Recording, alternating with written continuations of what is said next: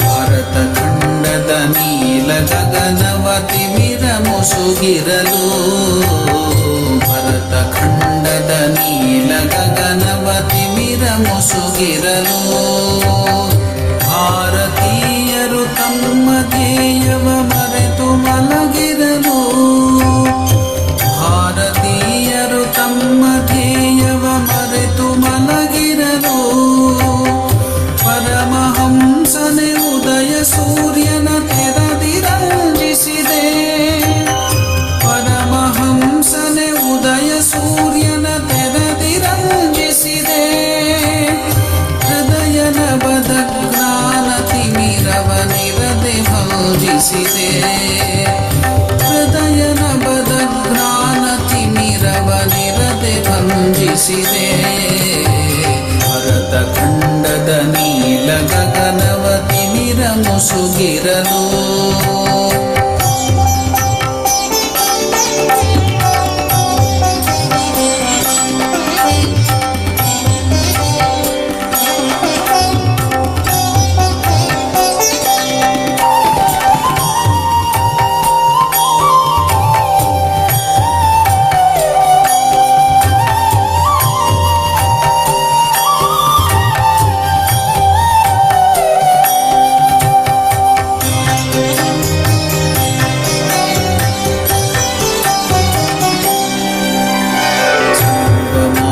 ಗಳೊಂದೆ ನಿಲಯಕ್ಕೆ ಪೋಪುವೆಂಬುದನು ಸರ್ವ ಮಾರ್ಗಗಳೊಂದೆ ನಿಲಯಕ್ಕೆ ಪೋಪುವೆಂಬುದನು ಯೋಗ ವಿದ್ಯೆಯೊಳರಿತು ಮಾನವ ಕುಲಕ್ಕೆ ಬೋಧಿಸಿದೆ ಯೋಗ ವಿದ್ಯೆಯೊಳರಿತು ಮಾನವ ಕುಲಕ್ಕೆ ಬೋಧಿಸಿದೆ ಕ್ರೈಸ್ತ ಹಿಂದೂ ಮಹಮದೀಯರೇ ಬೌದ್ಧ ಮೊದಲಾದ ಕ್ರೈಸ್ತ ಹಿಂದೂ ಮಹಮದೀಯರೇ ಬೌದ್ಧ ಮೊದಲಾದ ಮತಗಳಾತ್ಮವದೊಂದೇ ಎಂಬುದ ತಿಳುಗಿ ಪಾಲಿಸಿದೆ ಮತಗಳಾತ್ಮವದೊಂದೇ ಎಂಬುದ ತಿಳುಗಿ ಪಾಲಿಸಿದೆ ಭರತ ಖಂಡದ ನೀಲ ಗಗನವತಿ ಮಿರ ಮುಸುಗಿರಲು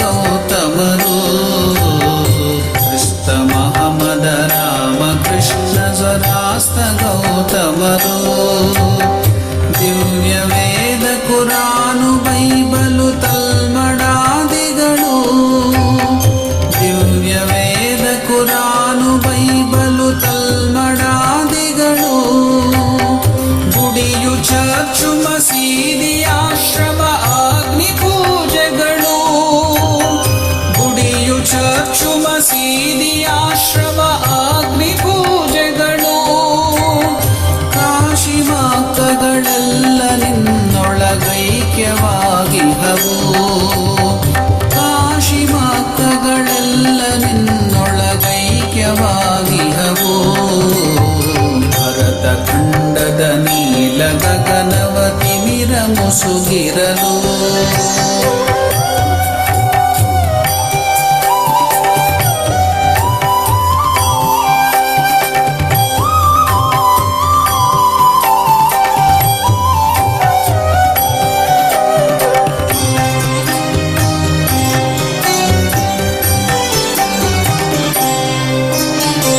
ದಕ್ಷಿಣೇಶ್ವರ ದೇವ ನಿಲಯದ ಪರಮಯೋಗೀಂದ್ರ ದಕ್ಷಿಣೇಶ್ವರ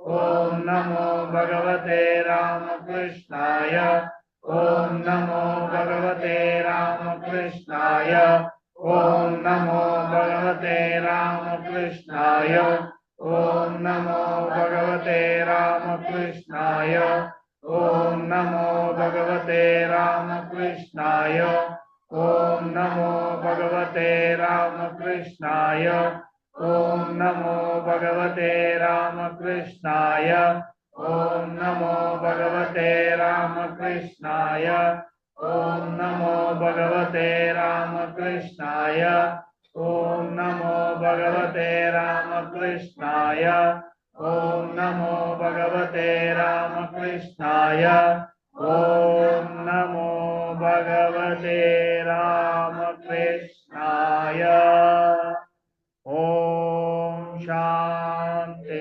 ಶಾಂತಿ ಶಾಂತಿ ಹರಿ ಓಂ ತತ್ಸತ್ ಶ್ರೀರಾಮಕೃಷ್ಣಾರ್ಪಣಮಸ್ತು.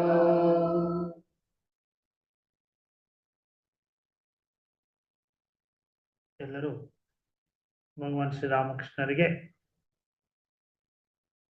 ಪ್ರಣಾಮವನ್ನು ಸಲ್ಲಿಸಿ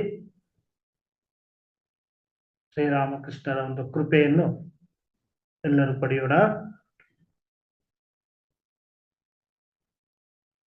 ನಿಧಾನಕ್ಕೆ ಎಲ್ಲರೂ ಕಣ್ಣುಗಳನ್ನ ತೆಗಿರಿ.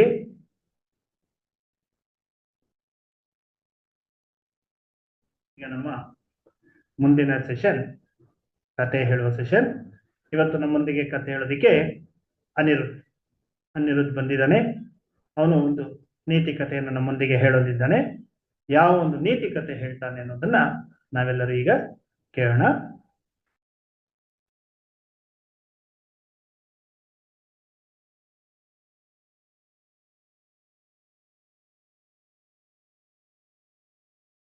ಜಯರಾಮ್ ಕೃಷ್ಣ. ನನ್ನ ಹೆಸರು ಅನಿರುದ್ಧ್, PMS ನಂಬರ್ 497.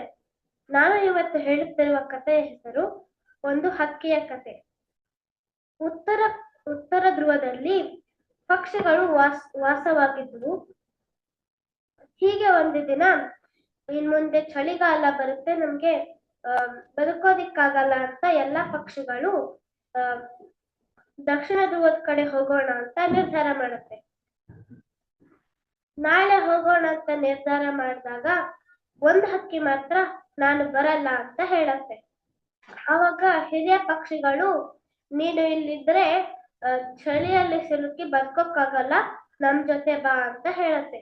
ಆದ್ರೆ ಮರಿ ಪಕ್ಷಿ ಮಾತ್ರ, ನಾನೇನಕ್ ಬರ್ಲಿ, ನಾನ್ ಬೇಕಾದ್ರೆ ಆಮೇಲೆ ಬರ್ತೀನಿ ಅಂತ ಹೇಳತ್ತೆ.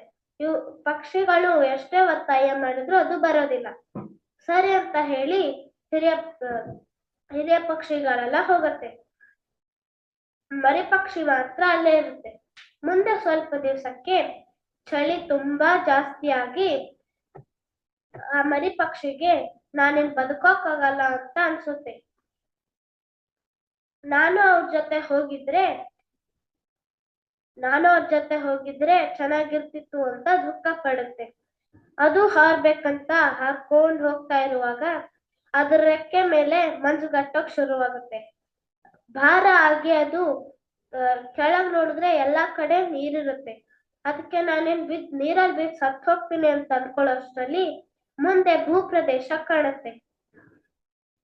ಅದು ಅನ್ಕೊಳ್ಳುತ್ತೆ, ಸದ್ಯ ದೇವ್ರ ನನ್ನ ಪಾರು ಮಾಡ್ದ ಅಂತ ಅನ್ಕೊಂಡು ಇರೋ ಶಕ್ತಿನೆಲ್ಲ ಬಳಸ್ಕೊಂಡು ಇನ್ನೂ ಹಾರಿ ಹೋಗುತ್ತೆ. ಅದು ಭೂಪ್ರದೇಶಕ್ಕೆ ಹೋಗಿ ಬಿದ್ದೋಗುತ್ತೆ. ಅಲ್ಲಿ ರೈತನ ಮನೆ ಹಿತ್ತಲಲ್ಲಿ ಬೀಳತ್ತೆ.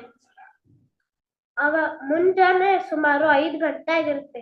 ಅವಾಗ ರೈತನ ಹೆಂಡತಿ ಹಸುವಿನ ಕೊಟ್ಟಿಗೆ ಸ್ವಚ್ಛ ಮಾಡಿ ಒಂದ್ ಬುಟ್ಟಿ ಸಗಣಿ ತುಂಬಿಕೊಂಡು ಮನೆ ಹಿತ್ತಲಲ್ಲಿ ಹಾಕ್ಬೇಕಂತ ಹೋಗಿ ಆ ಪಕ್ಷಿ ಮೇಲೆ ಹಾಕ್ತಾಳೆ.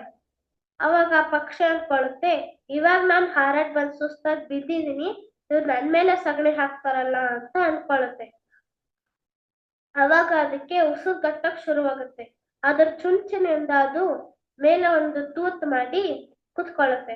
ಅವಾಗ ಅಲ್ಲಿ ತಂಪು ಗಾಳಿ ಬರ್ತಾ ಇರುತ್ತೆ. ಅದಕ್ಕೆ ಬೆಚ್ಚಗನ್ಸಿ ಉಸಿರಾಡಕ್ಕೂ ಆಗುತ್ತೆ.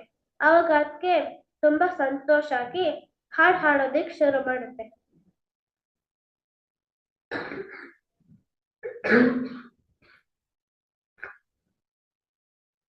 ಅವಾಗ ರೈತನ ಮನೆಯಲ್ಲಿ ಒಂದು ಬೆಕ್ಕಿತ್ತು. ಆ ಬೆಕ್ಕು ಇಲ್ಲೇ ಅಲ್ಲೋ ಪಕ್ಷಿ ಹಾಡಾಡ್ತಿದೆ ಅಂತ ಹೋಗಿ ರೈತನ ಹಿತ್ತಲಲ್ಲಿ ಬರುತ್ತೆ. ಆ ಸಗಣಿ ಒಳಗಡೆ ಇದೆ ಅಂತ ಗೊತ್ತಾಗಿ ಅದ್ರ ಒಳಗಡೆ ಕೈ ಹಾಕಿ ಪಕ್ಷಿನ ಹೊರಗೆ ತೆಗೆದು ಸಾಯಿಸಿ ತಿಂದ್ಬಿಡುತ್ತೆ. ಈ ಕಥೆಯ ನೀತಿ ಏನಂದ್ರೆ, ಹಿರಿಯರು ಹೇಳಿದ ಮಾತನ್ನ ಕೇಳ್ತಿದ್ರೆ ನಮ್ಗೆ ತಕ್ಕ ಶಿಕ್ಷೆ ಆಗೇ ಆಗುತ್ತೆ. ಜಯ ರಾಮಕೃಷ್ಣ. ಸ್ಥಿತಿ ಆಗಿದೆ. ಏನು ನಮಗ್ ಕಷ್ಟ ಕಾಲಕ್ಕೆ ಮಾತ್ರ ಅವ್ನ್ ಬೇಕು, ನಮ್ ಇಷ್ಟ ಕಾಲಕ್ಕೆ ಅವ್ನ್ ಬೇಡಲೇ ಬೇಡ. ನಮ್ಗೆ ಇಷ್ಟಕ್ಕೆಲ್ಲ ಬೇರೆ ಬೇರೆನೆ ಇರುತ್ತೆ. ಅದಾಗ್ಬಾರ್ದು. ನಾವು ಕಷ್ಟ ಆಗ್ಲಿ ಇಷ್ಟ ಆಗ್ಲಿ ಭಗವನ್ಮಯ ಆಗ್ಬೇಕು. ಇದೆಲ್ಲ ನಮ್ದು ಅದೇ ತರ ಒಂದು ಮನೋಭಾವ ನಮ್ಮಲ್ಲೆಲ್ಲ ಬೆಳೀಲಿ ಅಲ್ವಾ ಮಕ್ಕಳ ಅಂತ ಹೇಳ್ತಾ ಜೈಕಾರದೊಂದಿಗೆ ಇವತ್ತಿನ ಈ ಒಂದು ಸಂಡೇ ಕ್ಲಾಸ್ ಅನ್ನ ಸಂಪನ್ನಗೊಳಿಸೋಣ. ಜೈ ಶ್ರೀ ಗುರು ಮಹಾರಾಜ್ ಕಿ ಜೈ. जय श्री महामाई की जय. जय श्री स्वामी जी महाराज जी की जय.